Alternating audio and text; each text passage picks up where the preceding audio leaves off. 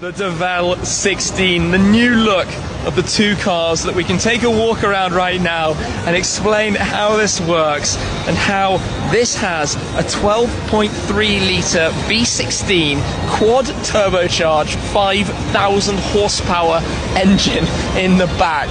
Now the first big thing to talk about is this is about straight line. This is very much akin to a dragster. Really long wheelbase, as you can see. The wheels right at the back, right at the front. It has those crazy, almost turbine-like exhausts at the rear. It swoops around. It's really quite interesting the way it's packaged like that. And then we come around towards the front, which is of course the most distinct image from the car. Again, reminded, up to 5,000 horsepower. And it wears those badges to let us know that it has a V16. A V16, a 12.3 litre V16. So look at it. It's low, it's long. It's kind of cool in the way it's designed. It's very, very crazy, eccentric, no question about that. Let's head from this car over to take a look at the other one in the pearl white with the blue contrasting against that. So who knows what speed it could theoretically reach, but in a straight line, it can potentially have, in the top version, the 5,000 horsepower. Now there will be three different versions of the car in theory that will go into build. One with 2,000 horsepower for the road, one with 3,000 horsepower for the road, and then 5,000 horsepower only, reserved exclusively to go to the racetrack. And that kind of makes sense because 5,000 horsepower is a crazy, crazy figure. So somewhere in the back of there is the engine, the power unit.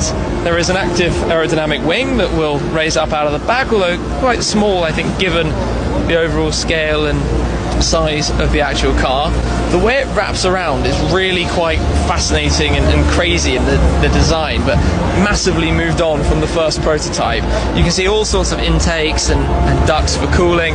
You have the, I'm not quite sure exactly what to call them, but the strong lines over the roof that are no doubt for control and keeping the car completely straight and glued down. And then around the front, massive front splitter right down to the ground, very, very low, all about downforce at that kind of high speed and what this thing's going to be going up to. So the engine is American, the design and body is going to be built in Italy, the same place that the new Apollo IE is also built by Scuderia Cameron Glickenhaus in Turin. So that gives a little bit of credibility to the realism and possibilities of actually managing this and making it and creating it. Just look at look at this. It's not about sticking your hand in. You could stick your head in the back of those. They are huge. But let's come through and take a quick glimpse at the interior of the car. But remember, this is still prototype concept stage, but you give a press of the button and it pops open and upwards, attached by a hinge on the roof. And then you're greeted by something incredibly futuristic. Obviously concept stage, but completely minimalistic. Barely anything in there that you need. A steering wheel that doesn't look like what you're familiar with from a steering wheel. A carbon shell for the seat that's right down towards the floor, almost flat on the floor, and then a large digital display for all the information you could require dead ahead of you. But other than that, spacious, easy to look around, and just generally plenty of room inside. So let's close it back down gently. There we go, the door is closed. My goodness me. So what do you think, guys? The Devel 16, 5,000 horsepower. Can it be done?